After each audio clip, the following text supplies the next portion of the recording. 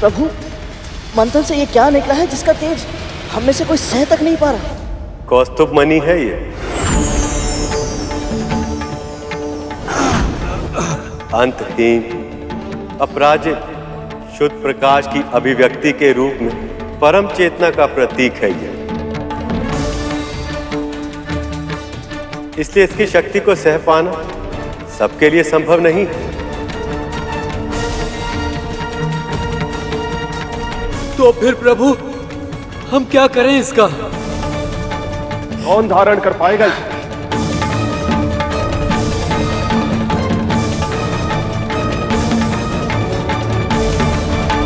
हम सब इस विशाल समुद्र को मथ के इसमें भीषण असंतुलन उत्पन्न कर रहे हैं। कितनी असुविधा पहुंचा रहे हैं हम इसे।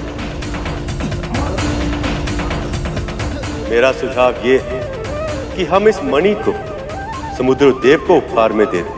अब तक ये मणि समुद्र के तल में विराजमान, किंतु अब समुद्र देव इसे पूरे अधिकार से ग्रहण कर पाएगा। उचित सुझाव है। उचित सुझाव है।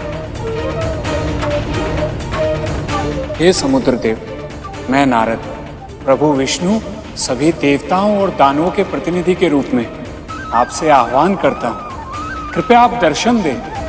प्रकट हो समुद्र देव। प्रकट हो समुद्र देव, प्रकट हो।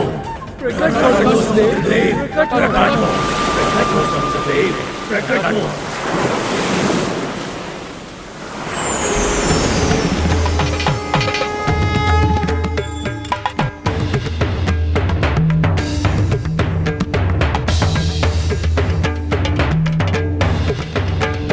हे समुद्र देव, कृपया इस मणि को ग्रहण करें और हम सबको कृतार्थ करें।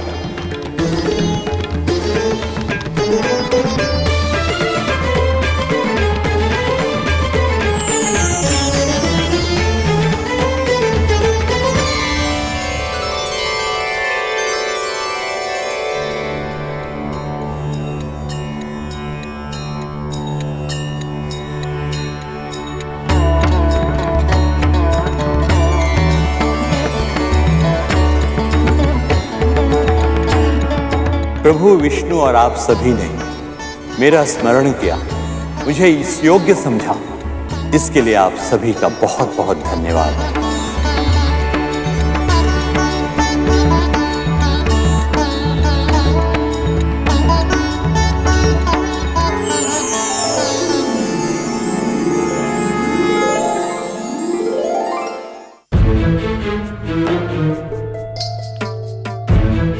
हो गया बाबा।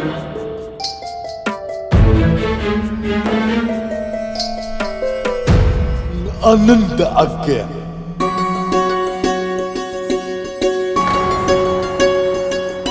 मुझे विश्वास है तेरे इस लेप से मैं शीघ्र स्वस्थ हो जाऊंगा। यदि ऐसा हुआ तो मेरी आत्मा तुझे ऐसा आशीर्वाद देगी कि तेरा जीवन निहाल हो जाएगा।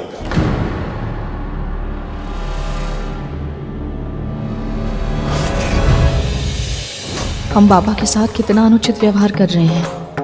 उन्हें तो ज्ञात ही नहीं है कि लेप कद्रू दीदी ने नहीं, मैंने लगाया है। ये कैसे संभव है धूमल?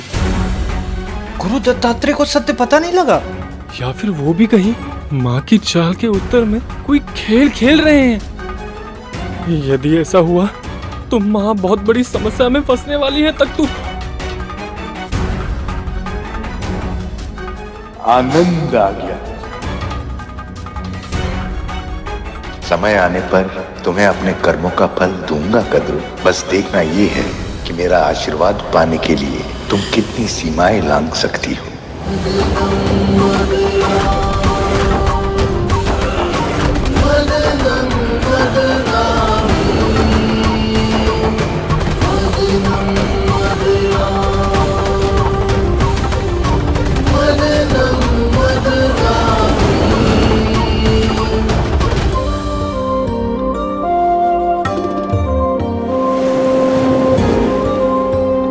कब तक प्रतीक्षा करवाएंगी माँ? अब तो आ जाइए।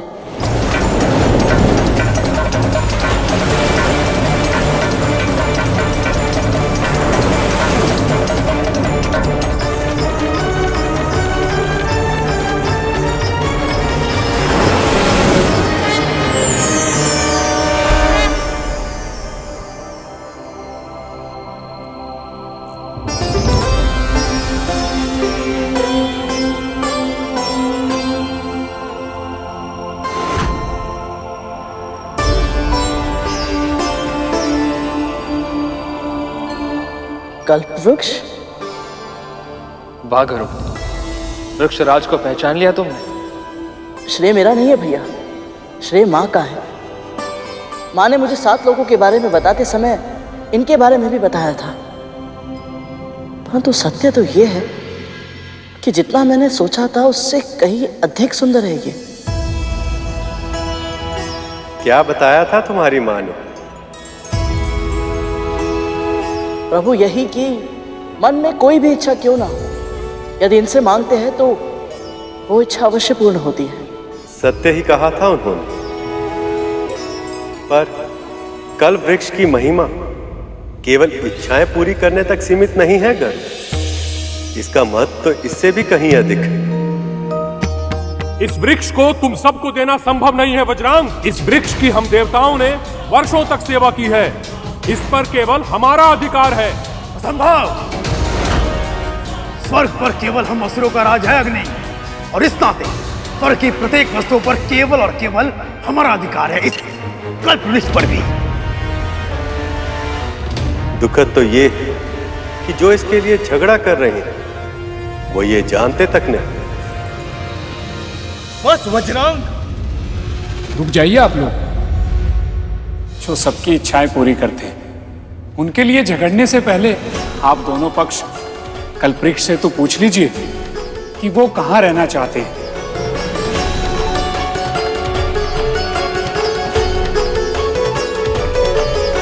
पुत्रों, मुनिवर सही कह रहे हैं, हमें कल्प वृक्ष का आह्वान करना चाहिए। हे वृक्षराज, कृपया सामने आइए।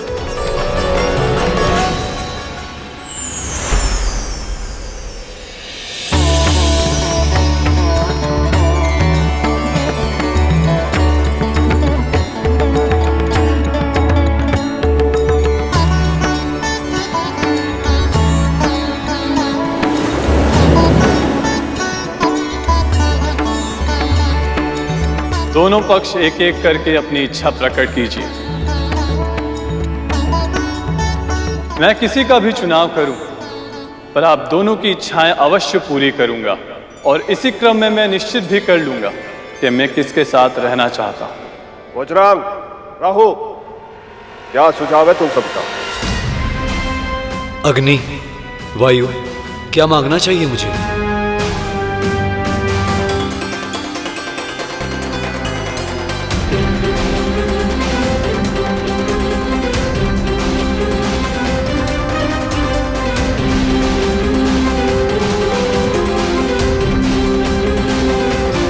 प्रभु को केवल माता लक्ष्मी चाहिए, मुझे मेरी माँ की प्रसन्नता। शेष भैया, आप क्या मांगना चाहेंगे कल्प वृक्ष से? मेरे पास मेरे परम पिता परम प्रभु श्री विष्णु है। सब कुछ है मेरे पास, मुझे और कुछ नहीं चाहिए।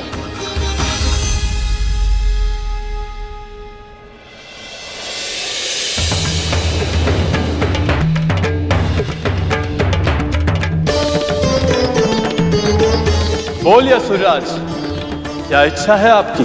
विशाल, विराट, अंतहीन सेना, इतनी अधिक जितनी इस पूरे संसार में और किसी के पास ना हो। तथास्तु।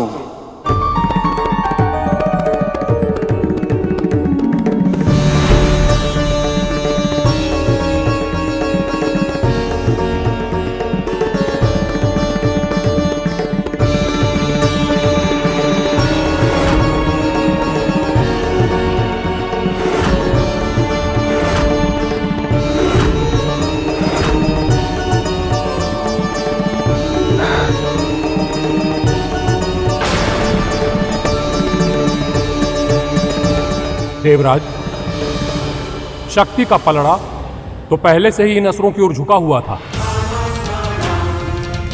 अब यदि ये अमृत संजीवनी विद्या की काट भी बन जाए तो इतनी विशाल सेना को पा लेने के बाद इन असुरों को हराना असंभव होगा।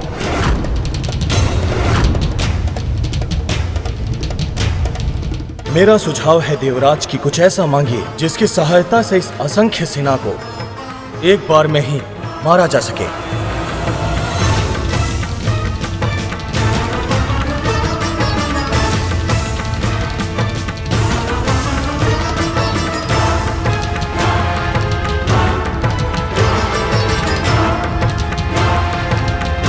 बोलिए देवराज, क्या निर्णय किया आपने? असुर तो अब पहले से भी अधिक शक्तिशाली हो गए। देवराज ऐसा क्या मांगेंगे जो इन्हें असुरों से भी अधिक शक्तिशाली बना सके? हे वृक्षराज, मुझे कुछ लेना नहीं, मुझे कुछ देना है आपको।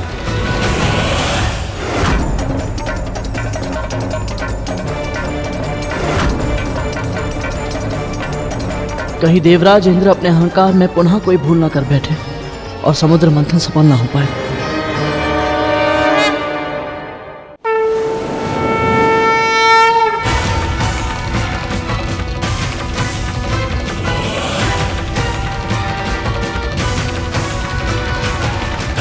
मेरी इच्छा ये है कि मेरा अभिमान, मेरा अहंकार मुझसे दूर हो जाए वृक्षराज।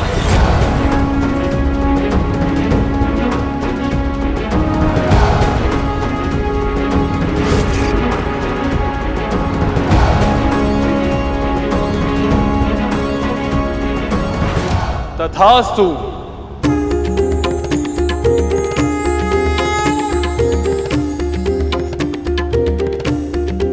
देवराज इंद्र ने भौतिक वस्तुएं ना मांगकर स्वयं के उत्थान के लिए अपने अभिमान का त्याग किया है, इसलिए मैं इन्हीं के साथ रहूंगा।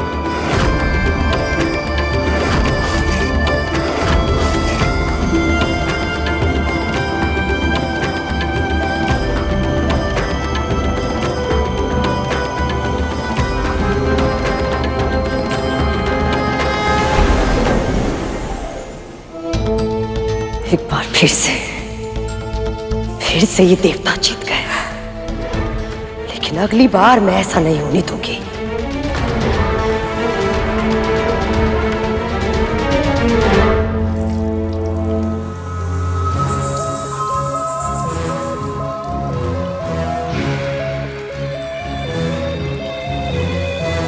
और जल डालो, न जाने कैसी दुर्गंध आ रही है।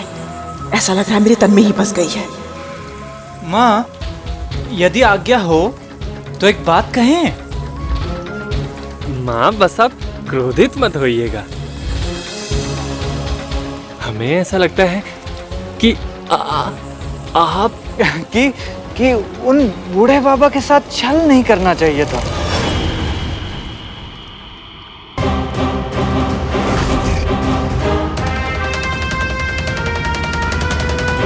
अब तुम दोनों मुझे बताओगे कि मुझे क्या करना चाहिए और क्या नहीं।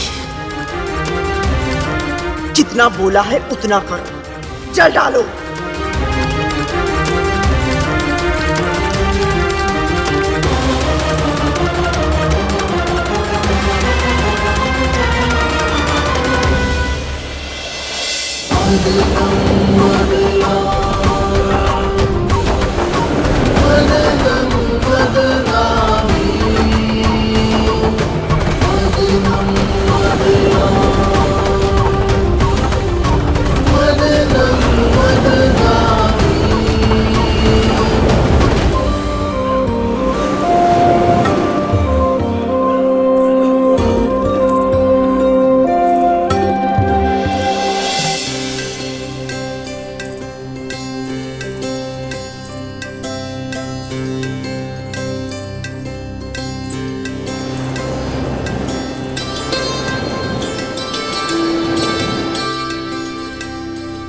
ये अद्भुत सुगंध और पायल की ध्वनि, ये माँ के अतिरिक्त और कौन हो सकती है?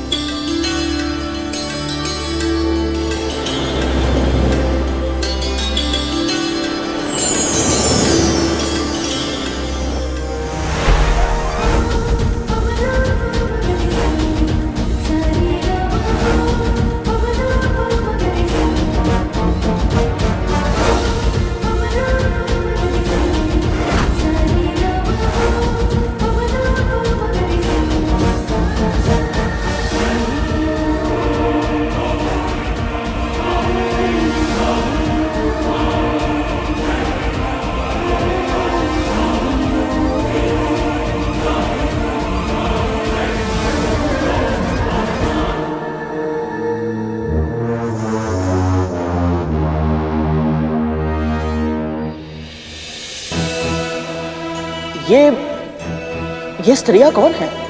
रंभा।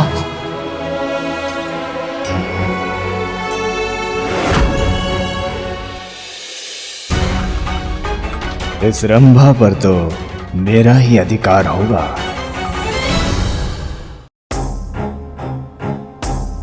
सुंदरी, तुम्हारा आकर्षण तो अधिक है सुंदरी।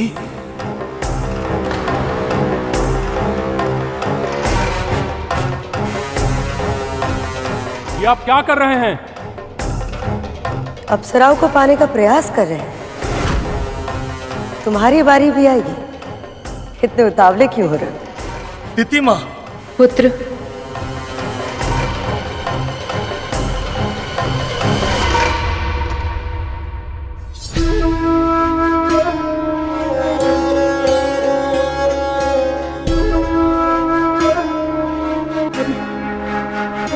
क्या हुआ? चिंतित क्यों है? जो कष्ट मुझे हुआ था वही कष्ट अब महारानी को भी हो रहा है बाबा। तुझे तो प्रसन्न होना चाहिए। नहीं बाबा, मैं तो सदैव यही प्रार्थना करती हूँ कि मेरी मति इतनी भ्रष्ट कभी ना हो कि किसी और को कष्ट में देखकर मुझे प्रसन्नता मिले। इतनी पीड़ा सहने के बाद भी इसके मन में कोई कड़वाहट नहीं है। कितना निर्मल मन है इसका, कितना शुद्ध। समझ चाहता है कि अब परिवर्तन का शंख बज उठे। कल बहुत से प्राणियों की आशाओं पर हिमपात होगा, पर कुछ के जीवन के मरुस्थल में प्रसन्नता के फूल भी खिलेंगे। कल मुझसे भोर में मिलने आना विंदा। कल कुछ ऐसा होगा जिसकी तूने कल्पना तक नहीं की होगी।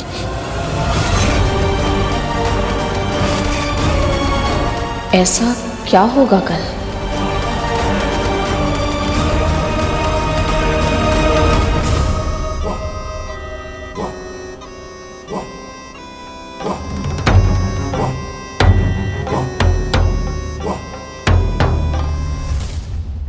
हा, उत्तम, अति उत्तम।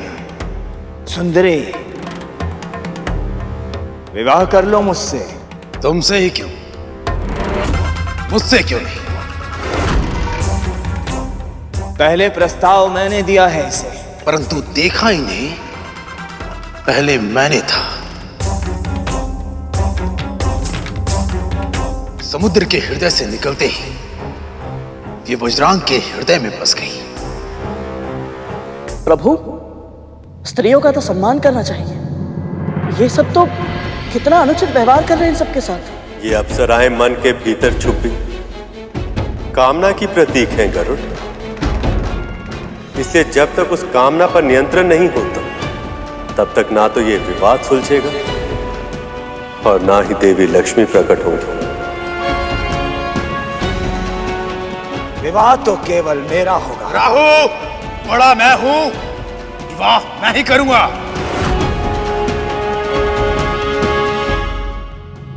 यदि ये अप्सराएं असुरों के पास चली गई तो इन्हें न जाने कितने अपमान सहने होंगे। नहीं, मैं ऐसा नहीं होने दे सकता। मुझे कुछ ऐसा करना होगा ताकि असुर अपनी कामना पर नियंत्रण रखे, अन्यथा ये मंथन पुनः शुरू नहीं हो पाएगा।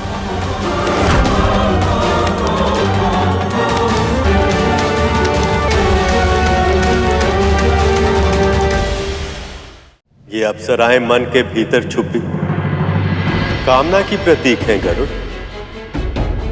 इसलिए जब तक उस कामना पर नियंत्रण नहीं होता तब तक ना तो ये विवाद सुलझेगा और ना ही देवी लक्ष्मी प्रकट होगी।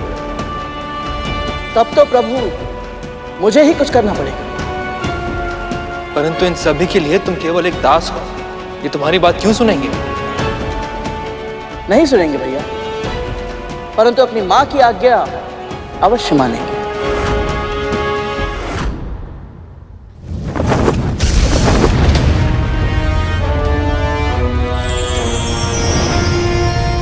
पिता, विवाह तो केवल मेरा होगा। राहु, मेरी माँ उचित ही कहती है। क्या कहती तुम्हारी माँ? यही कि अंत समय वनप्रास में बिताना ही श्रेष्ठ होता है।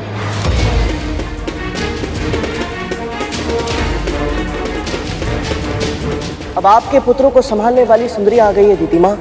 अब ये आपका सुझाव कहाँ मानेंगे?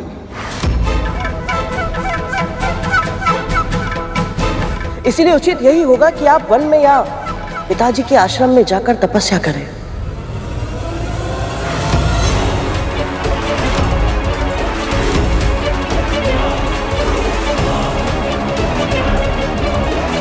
गरुड़ ये क्या करने का प्रयत्न कर रहा है?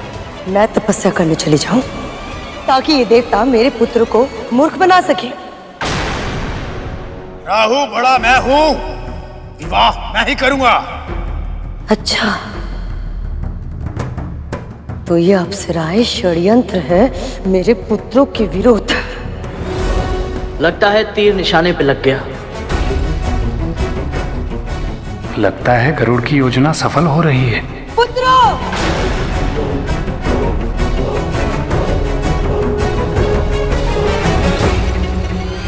कोई भी इन अप्सराओं के निकट नहीं जाएगा। देवता को लेने दो इन्हें, यह आदेश है मेरा।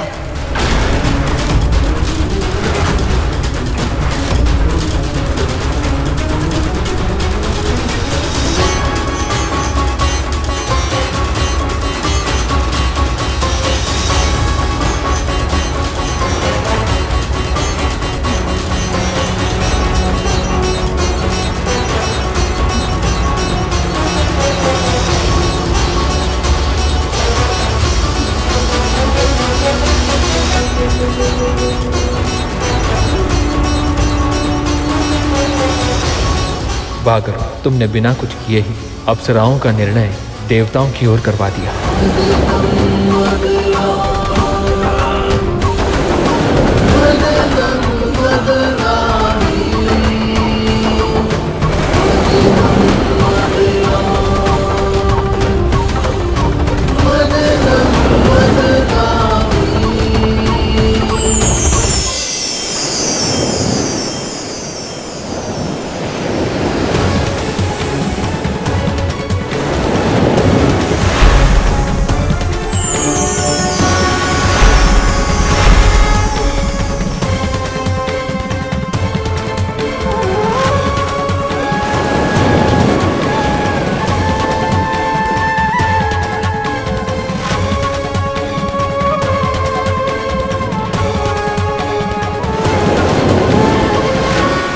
ये अद्भुत प्रकाश, ये मंद मंद चलने वाली पवन और प्रकृति में ये सुंदर बदलाव, ये सब कुछ कैसे हो रहा है?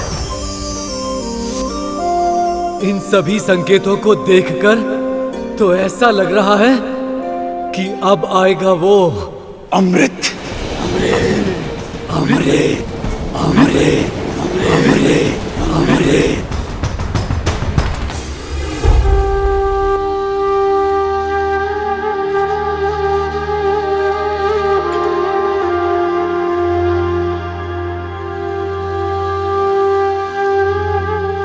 भोर में मिलने आना विंदा।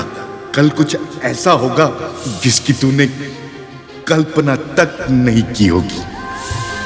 पापा ने मुझसे ऐसा क्यों कहा? और आज मेरा मन इतना अशांत क्यों है? ऐसा क्यों लग रहा है जैसे कुछ बहुत बड़ा होने वाला है? हे प्रभु, हे नारायण, मेरे साथ रहिएगा।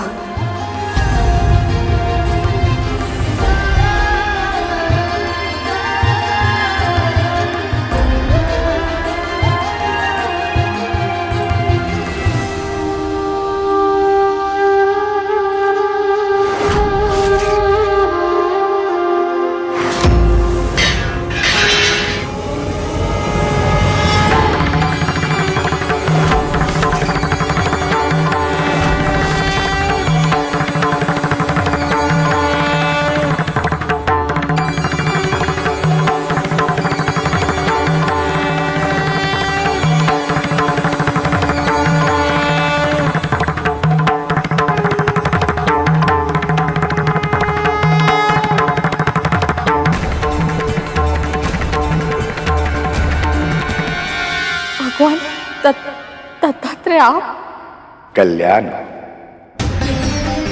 तुम मुझे एक साधारण, असहाय, दीनहीन, बूढ़ा रोगी समझकर अपने घर लाई थी, पर मैं वही दत्तात्रेय हूं जिसने अग्नि, वायु, जल, आकाश, पृथ्वी, सूर्य, चंद्रमा, कबूतर, अजगर, समुद्र, मछली, हाथी, कुंवारी कन्या, बालक, कूरर पक्षी, बाण बनाने वाले, मधुमक्खी, सर्प, मकड़ी और भृंगी कीट जैसे 24 गुरुओं से शिक्षा लेकर अपना ज्ञान अर्जित किया है। और अब मैं इस जगत में मुक्त भाव से विचरण करता हूं। मैंने तुम्हारे धैर्य और श्रद्धा के बारे में बहुत सुना था, इसलिए परखने चला आया। तूने मुझे तनिक भी निराश नहीं किया। पूरे मनोयोग से, बिना किसी स्वार्थ के, जिस तरह तूने मेरी सेवा की है, उससे मैं बहुत प्रसन्न हूं विंता। इसलिए अब मैं तुझे वरदान देना चाहता हूं। मन में जो इच्छा है मांग ले। मुझ जैसी साधारण दासी को आपने अपनी सेवा का सौभाग्य दिया। बिना मांगे सब कुछ मिल गया है मुझे। अब मुझे और कुछ नहीं चाहिए। तूने मेरी सेवा निस्वार्थ भाव से तो की ही, किंतु अब मेरे दर्शन पाने के बाद भी तेरे मन में लोभ नहीं जागा। तेरे मस्तिष्क में किसी अभिलाषा का विचार तक नहीं आया, और इसलिए अब मैं तेरी झोली में वो सब डालूंगा, पूरी तरह सुपात्र होने के पश्चात भी, जिसके लिए तू वर्षों तक तरसी है। दासत्व का जो दंश तुझे दिन प्रतिदिन दसता है, अब तुझे उस दासत्व से मुक्ति मिल जाएगी।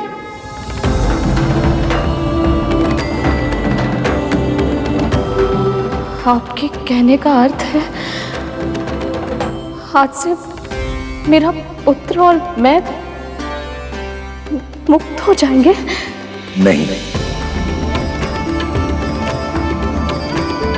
जिस प्रकार एक काली घनी लंबी रात्रि के पश्चात सर्वप्रथम आकाश में तुम्हारे पुत्र अरुण की लालिमा छाती है, और उसके बाद ही धीरे धीरे सूर्य का प्रकाश फैलता है, उसी प्रकार धीरे धीरे तुम्हें तुम्हारे कष्टों से मुक्ति मिलेगी। आज से तुम्हारा अच्छा समय आरंभ हो गया विंता, और धीरे धीरे एक एक करके तुम्हारे सभी दुख समाप्त हो जाएंगे, और फिर समुद्र मंथन से निकलने वाला अमृत तेरे जीवन के सारे विष को समाप्त कर देगा।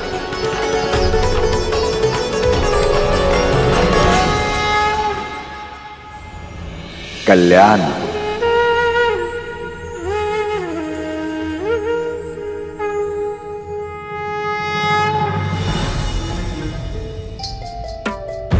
बाबा के आशीर्वाद के प्रयास में इतना श्रम करना पड़ेगा, इसकी तो कल्पना भी नहीं की थी। दीदी, दीदी, दीदी, धीरे बोल। पहले से मेरा मस्तिष्क फटा जा रहा है। क्या हुआ है? क्यों आई है तू यहाँ? दीदी, वो बाबा, वो कोई साधारण बाबा नहीं है। वो भगवान दत्तात्रेय है दीदी।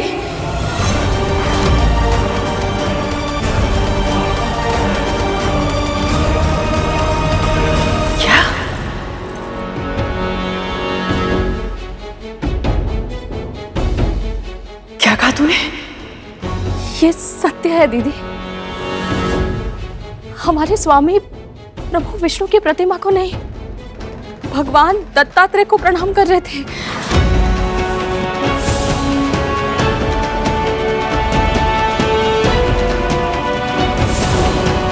अभी अभी उन्होंने मुझे साक्षात दर्शन दिए हैं दीदी। संभव नहीं है, ये संभव नहीं है।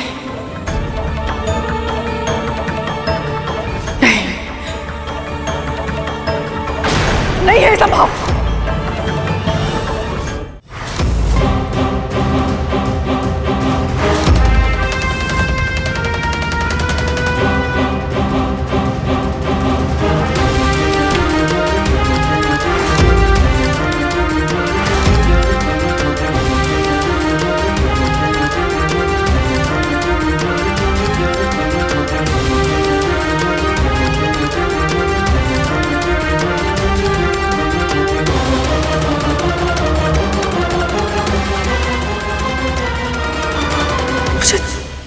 दर्शन भी नहीं दिया भगवान ने।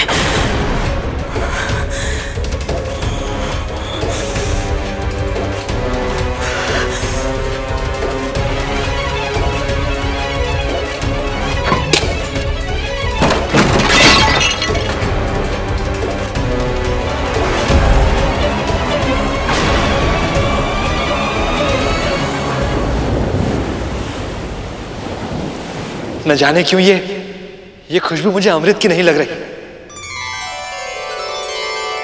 ये सुगंध तो माता लक्ष्मी के आंचल की है।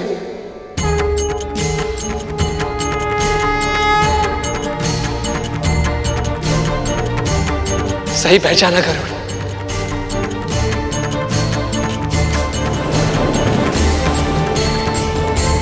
तो क्या अब मां लक्ष्मी प्रकट होने वाली है? मन तो मेरा भी यही कह रहा है भैया, परंतु सटीक अनुमान लगाना भी तो संभव नहीं है। प्रभु आपको क्या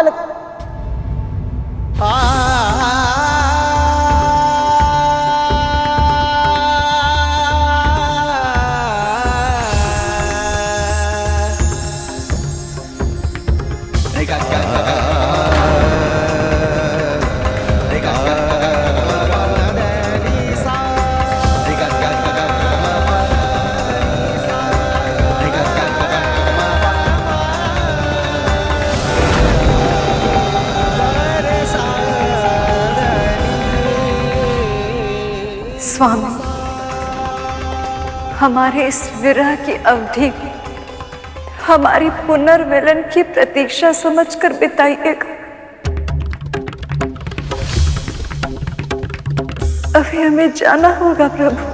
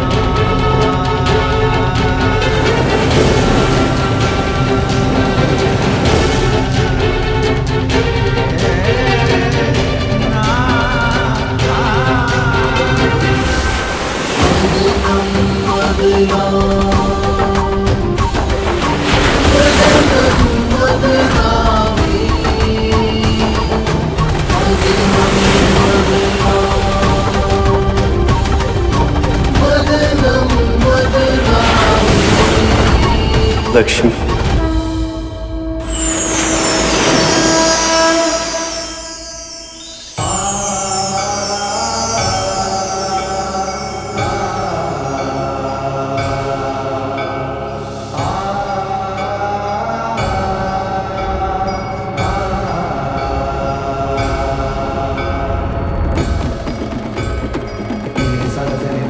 आठ दल वाला कमल,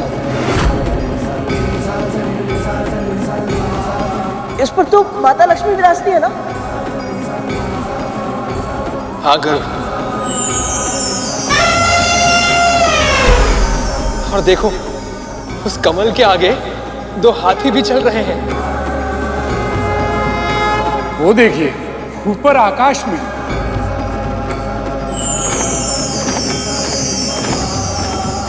देवी लक्ष्मी का वाहन उल्लू।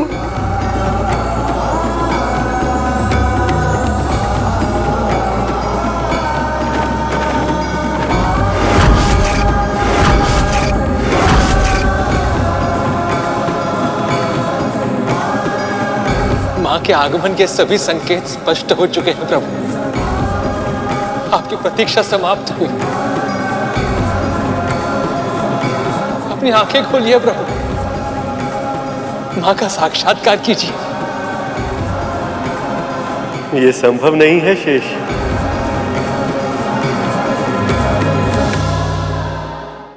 प्रभु ये आप क्या कह रहे हैं? माता लक्ष्मी से मिलने के लिए आप इतने व्याकुल थे, और अब जब वो पल आ गया तो आप आंखें खोलकर उन्हें क्यों नहीं देख रहे? मैं इतना प्रसन्न हूं, इतना उत्साहित हूं कि मुझे भय लग रहा है गरुड़, कि कहीं ऐसा ना हो जाए कि मैं अपनी ऊर्जा पर नियंत्रण ही ना रख पाऊं।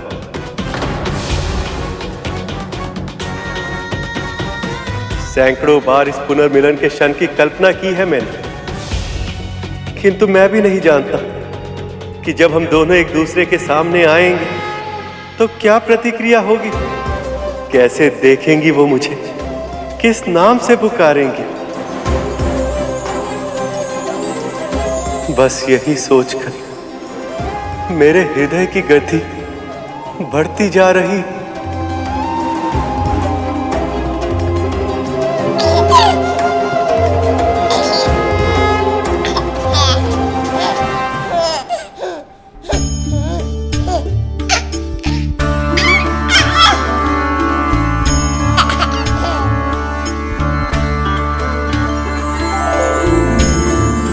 लक्ष्मी,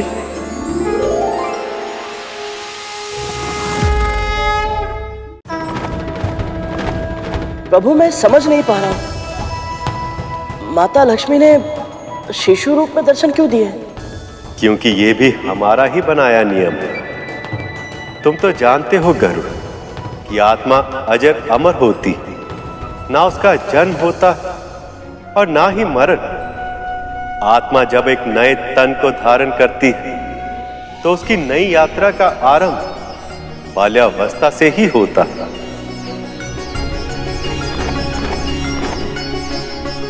इसलिए देवी लक्ष्मी ने समुद्र देव के पुत्री के रूप में अपनी नई यात्रा का आरंभ बाल रूप से ही किया। कितना भाग्यशाली हूं मैं कि स्वयं मां लक्ष्मी मेरी पुत्री बनी।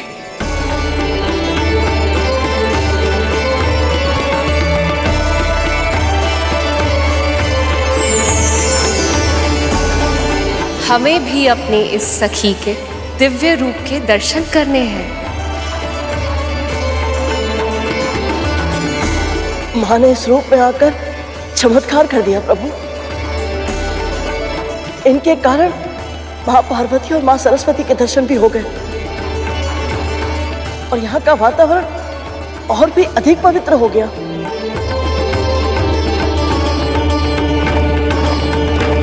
वो देखो गरुड़, ऋषिगण भी आ गए हैं।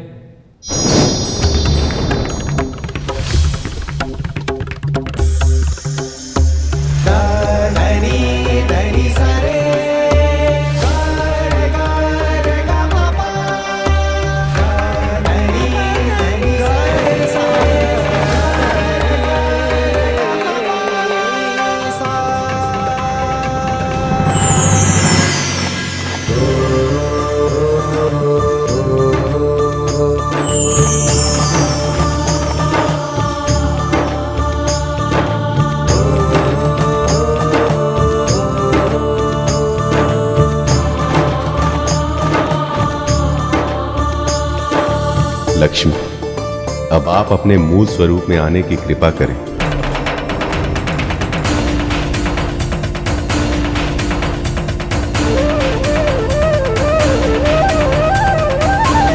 ऐसा तेज सिर्फ लक्ष्मी के आगमन पर ही हो सकता है।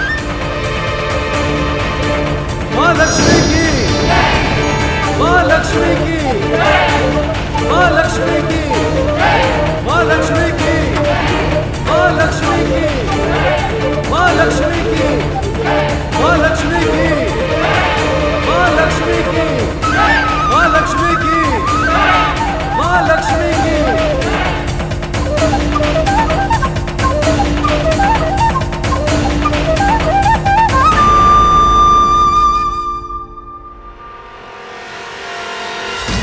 माता लक्ष्मी की, माता लक्ष्मी की, माता लक्ष्मी की, माता लक्ष्मी की, माता लक्ष्मी की, माता लक्ष्मी की, माता लक्ष्मी की, माता लक्ष्मी की।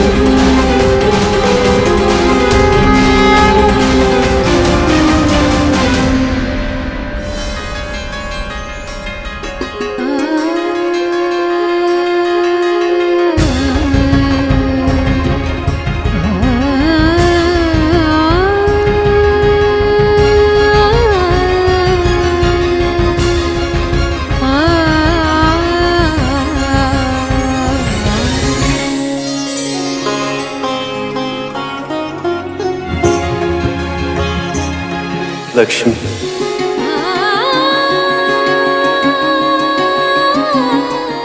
इस क्षण की प्रतीक्षा में हर पहर युगों की तरह बीतता है।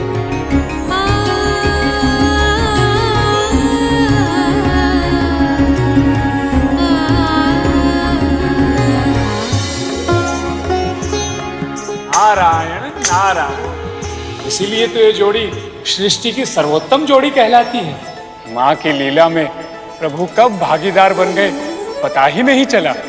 नारायण नारायण। भैया, नारद मुनि ने बिल्कुल सत्य कहा। जब से मैं वैकुंठ आया हूं, मुझे यही लगता था कि सब कुछ होते हुए भी कोई कमी है। आज इन दोनों को इस तरह मुस्कुराते हुए देखकर अब समझ आया कि वो कमी किस बात की थी। मां के दर्शन मैंने पहले भी किए थे और तब वो उदासी थी। मुस्कुराते तो प्रभु भी थे, परंतु इनकी मुस्कुराहट की चमक इनकी आंखों में नहीं दिखती थी। और आज भले ही प्रभु और मां लक्ष्मी मिल नहीं पाए, परंतु इनके एक साथ एक स्थान पर होने से ही ऐसा प्रतीत होता है जैसे जैसे सारे संसार की प्रसन्नता लौट आई है। माँ लक्ष्मी की जय, माँ लक्ष्मी की जय, माँ लक्ष्मी की जय, माँ लक्ष्मी की जय, माँ लक्ष्मी की जय, माँ लक्ष्मी की जय। माँ, जब आपने ये पूरी लीला रची ही है, हम सबको इसका भागीदार बनाया ही है, तो अब हमें आप इसका पूर्ण आनंद लेने दीजिए। क्या चाहते हैं आप सब? हम सब आपका अभिषेक करना चाहते हैं माँ। अभिषेक? ये तो बहुत ही प्रसन्नता की बात है।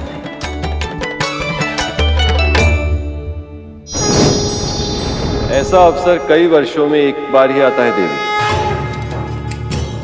आज्ञा दे दीजिए।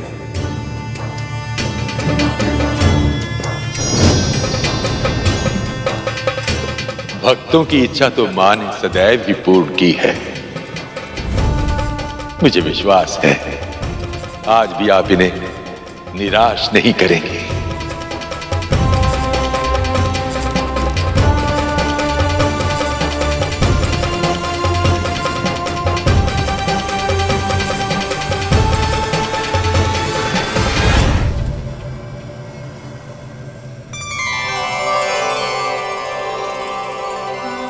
ये मेरी माँ के सुकर्मों का ही फल है कि मैं इतने सौभाग्यशाली क्षणों का साक्षी बन पा रहा हूँ। बस माँ और विमाता भी यहाँ उपस्थित होते तो उन्हें भी नारायण और लक्ष्मी माँ के मिलन देखने का सौभाग्य प्राप्त होता।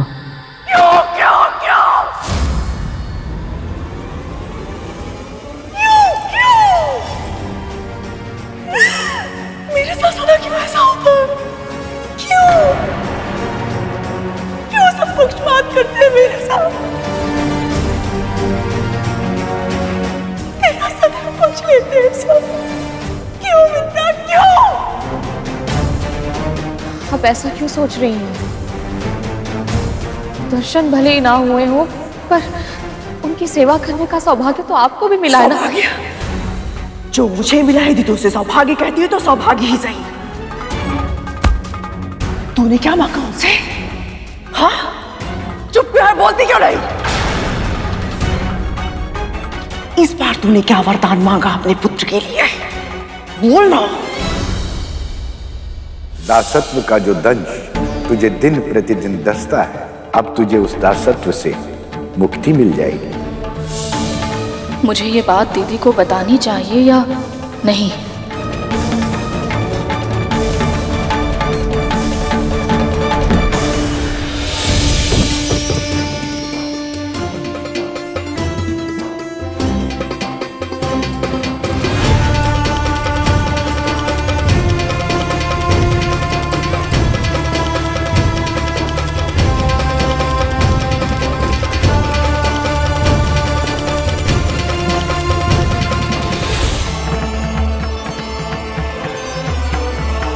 माता लक्ष्मी पर पत्तों और फूलों की वर्षा। देवी लक्ष्मी नए जीवन और समृद्धि का प्रतीक है। इसीलिए भूमि देवी ने अपना उपहार समर्पित कर रही हैं।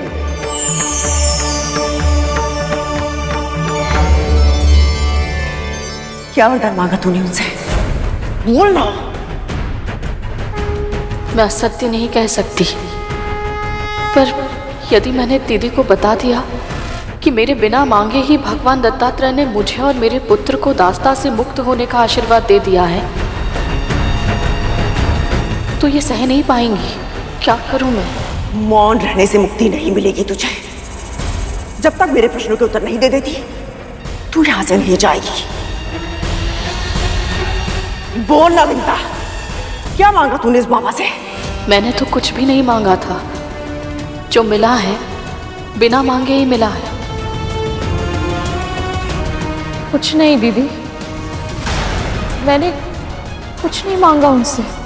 कुछ नहीं? ये कैसे संभव हो सकता है? झूठ बोल रही है ना तू?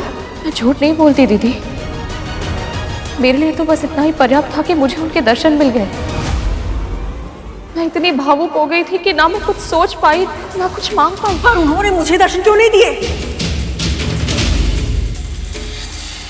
तुझसे कमी सही, सेवा तो मैंने भी की थी ना। मुझे कुछ भी दिए बिना कैसे जा सकते हैं वो? उन्होंने दिया है दीदी। भगवान दत्तात्रेय ने आपके लिए एक संदेश दिया है। क्या संदेश दिया है?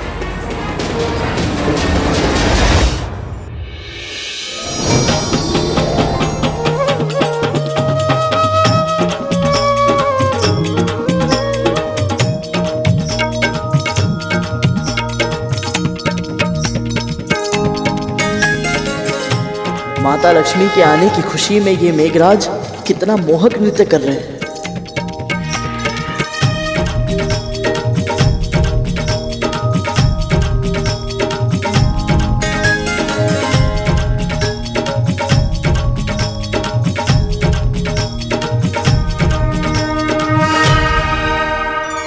हे मां, ये समस्त संसार आपके हाथों की कठपुतली ही तो है।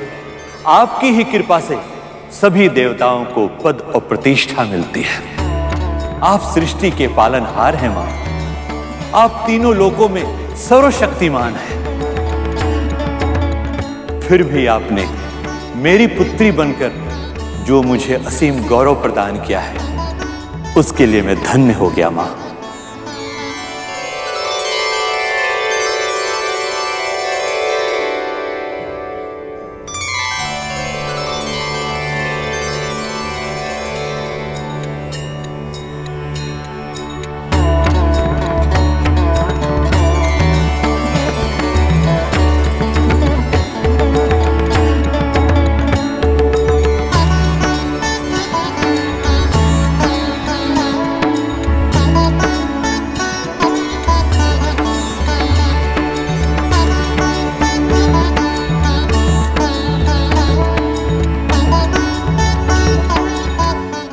इन पीले वस्त्रों में मां को देखकर ऐसा लग रहा है कि मां प्रभु के रंग में ही रंग गई है।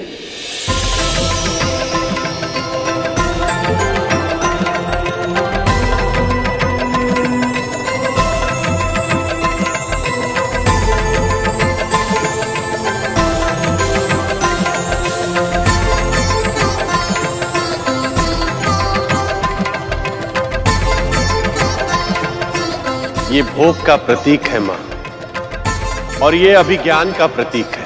इसे स्वीकार कर हमें कृतार्थ करें।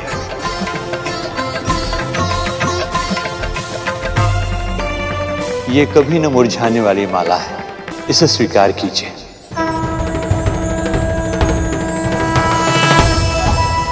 अपने सेवक बसंत की ओर से यह शहद स्वीकार करें मां। विश्वकर्मा होने के नाते मैं आपके लिए आभूषणों का निर्माण करना चाहता हूं मां, आज्ञा दीजिए।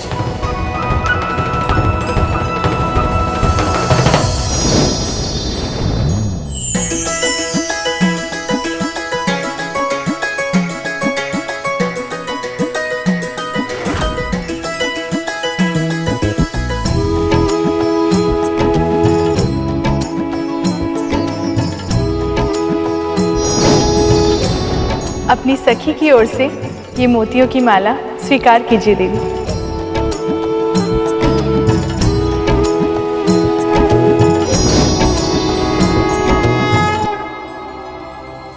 ये अक्षय कमल है जो कभी नहीं मुरझाएगा। इसे स्वीकार कर इसके अस्तित्व को सार्थक करें देवी।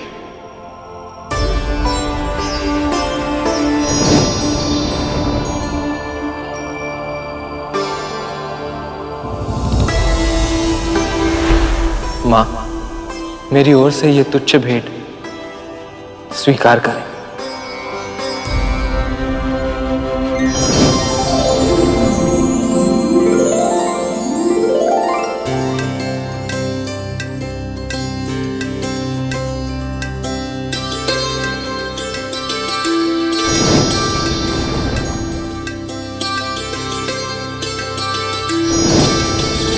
आपकी कांति संपूर्ण जगत में सदैव व्याप्त रहे। जिस पर भी आपकी दृष्टि पड़े उसके सभी कष्ट, सभी दुख सहज ही मिट जाएं और आपके भक्तों पर समृद्धि की अनंत वर्षा होती रहे। दरिद्रता उन्हें कभी छू भी न पाए।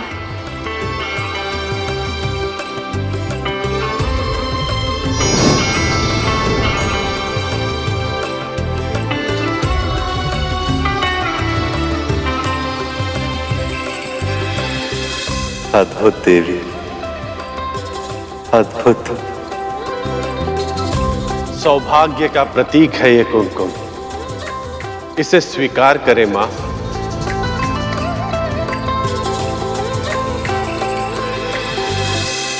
जय मां लक्ष्मी की, माता लक्ष्मी की, माता लक्ष्मी की, माता लक्ष्मी की, माता लक्ष्मी की, माता लक्ष्मी की, माता लक्ष्मी की, माता लक्ष्मी की, माता लक्ष्मी की।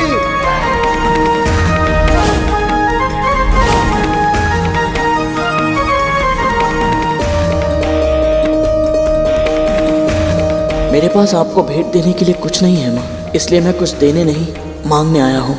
अब प्रभु विष्णु की प्रतीक्षा का अंत करें।